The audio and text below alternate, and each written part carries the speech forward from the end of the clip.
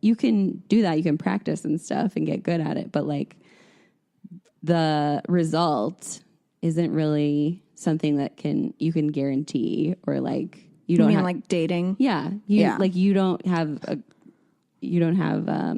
control over the outcome. You can't control other people's feelings. Yeah. And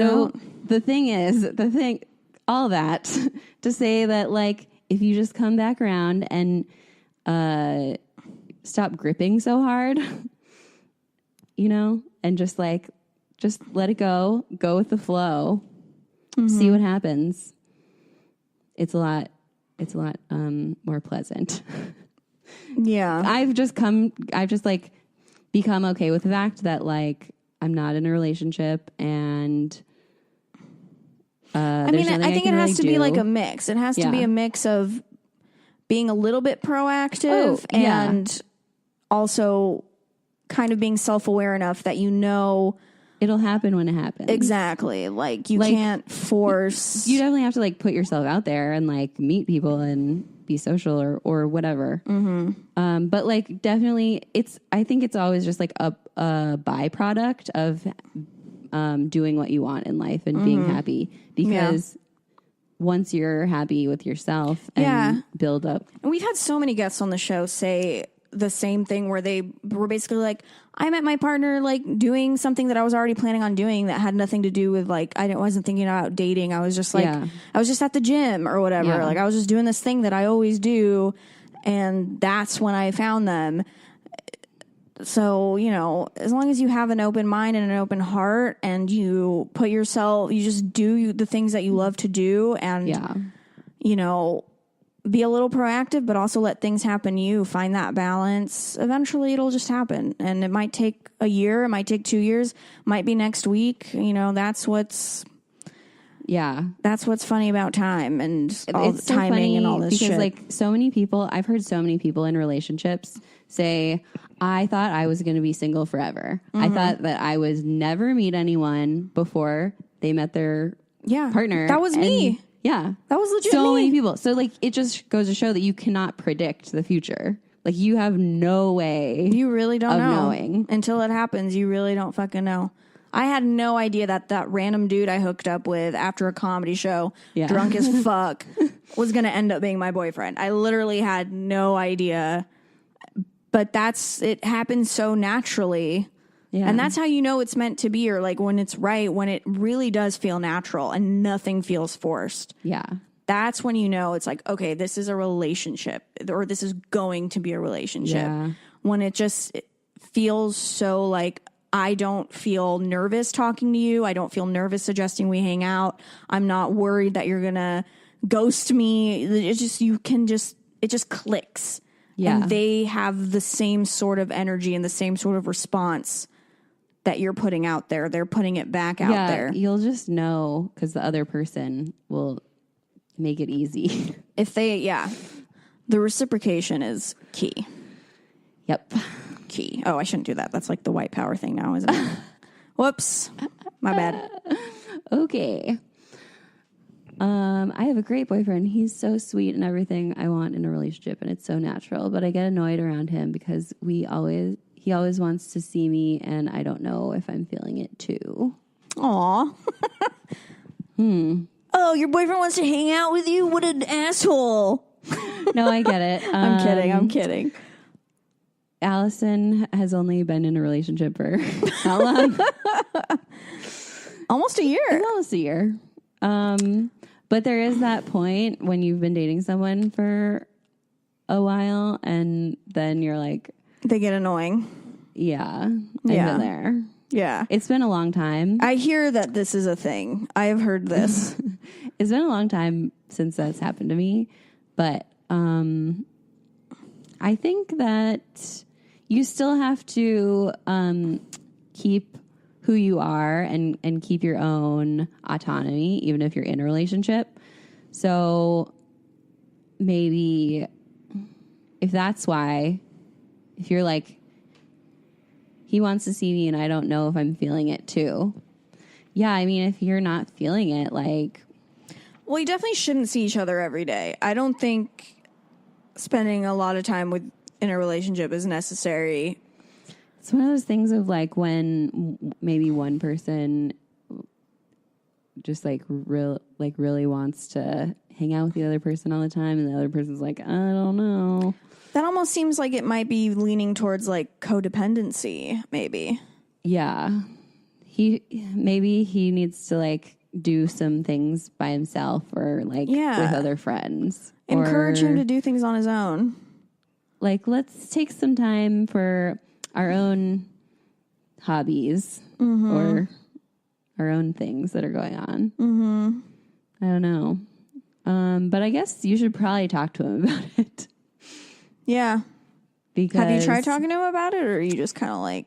Because otherwise, here's another piece of information that I was thinking about recently, and it's like, if you don't talk to people or if you don't communicate with someone and there's a problem of some sort, if you just ignore it and don't say anything, it creates resentment. Like that makes sense. If you just like push it down, you're like, I don't want to start a fight, and I don't want to be confrontational. Like, you will end up resenting that person. Yeah. Oh, that makes total sense. It just gets worse. Definitely nip it in the bud before it comes to that point. Yeah. Before you literally like end up breaking up about it when you could have just talked about it months before. Oh, she said they've only been dating for a few months. Oh, yeah. Shit. I mean, still just communication. Yeah. It's easier said than done. Right. Also, it hasn't been a year. It's been like 9 months, I think. Yeah. But I could have had his baby by now. If I wasn't most likely infertile. True.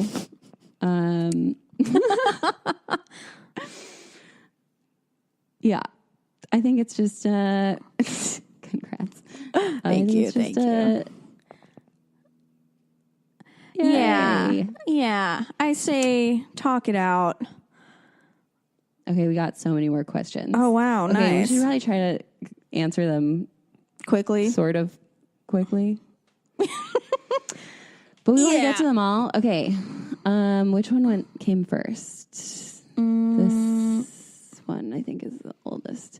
Do you think no period sex is a deal breaker? Huh. If the guy doesn't want to have period sex and you do, is it a deal breaker? It can be. It could be. I would rank that as a pink flag. Yeah. I'm really into this pink flag thing ever since Flex brought it up last week. Yeah, I mean, I think it really depends on if all of his other qualities make up for it. If I don't even know what a good reason would be. I guess just like they don't like the mess aspect or like the blood. I guess maybe they're squeamish and like they would barf. Honestly, maybe the sight of blood might make them barf. If it's like an involuntary response, then okay, I guess. I think a lot of guys who are scared of period sex don't fully understand the anatomy of the vagina and think that it's like, I don't know. I think they think it's way more drastic than it is. They think it's like, maybe they think it's more painful than it is or something. I don't know. But like, if it's just a guy that's like, I don't like periods. Right. Then I would be like, okay, bye. Yeah. If he's like, oh, it's gross. I mean, it has to have a really good convincing reason. Yeah. Maybe. But I'm really lucky that I haven't really run into very many guys that aren't that like are like a hard line no period sex. True. But anyway, I think most grown-ass men... I gave him a rusty trombone. He said period sex grossed him out. What's a rusty trombone? Get it? Isn't it just when you have period sex? I don't know. Oh. I've never heard that. Okay. What's next? This one.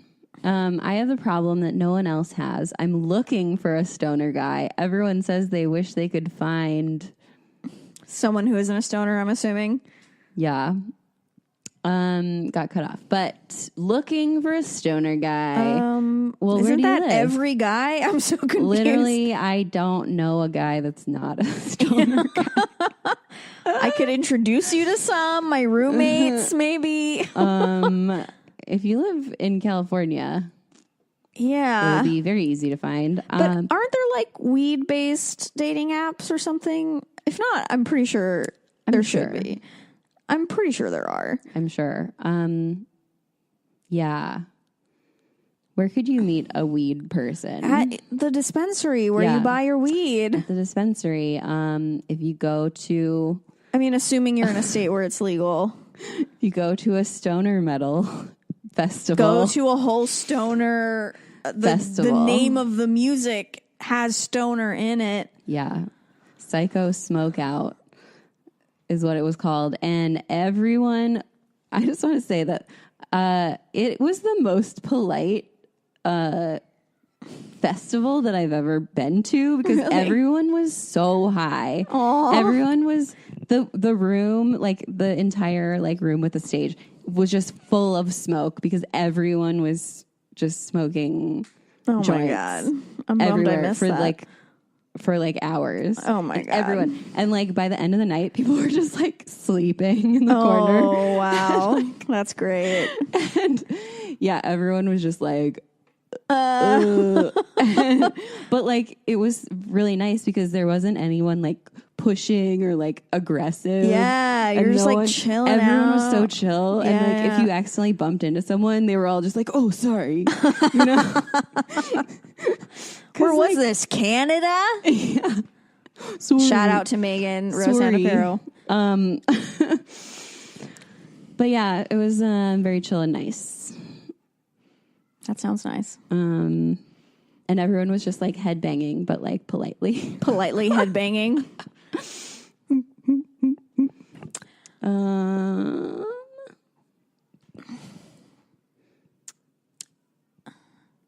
This one. How do you deal with being a third, fifth, or even seventh wheel? Come to Canada, bonjour. Where I'm from, people are married by like 30. Oh. Yeah, I'm like kind of starting to feel it right now. Yeah. Because I'm 31 and all of my... Megan says, I'm so sorry.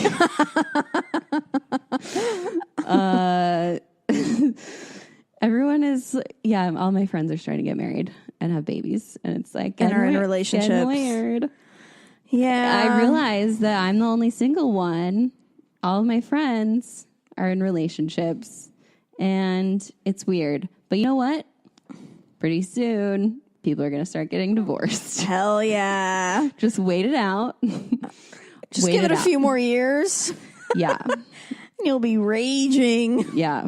I have a couple friends who are divorced already.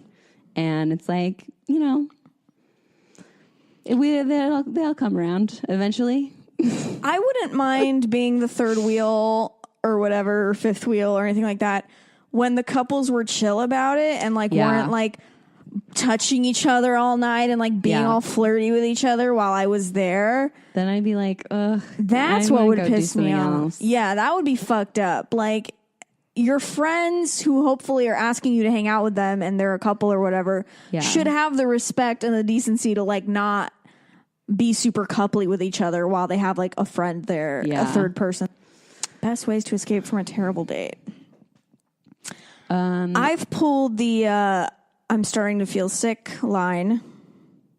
I've done that one a few times. Like, oh, I'm so sorry. Maybe I ate something bad today. I don't know what's going on, but I feel like I'm going to throw up. I just need to go home. Yeah. Or I have a headache or I'm really tired. This is one that I've used. Had like one beer and then I was like, I'm really tired. I usually go to bed really early. So, and I have to work in the morning super early. I got to get up at like 5:30. Oh, it's so obvious, though. It's so obvious.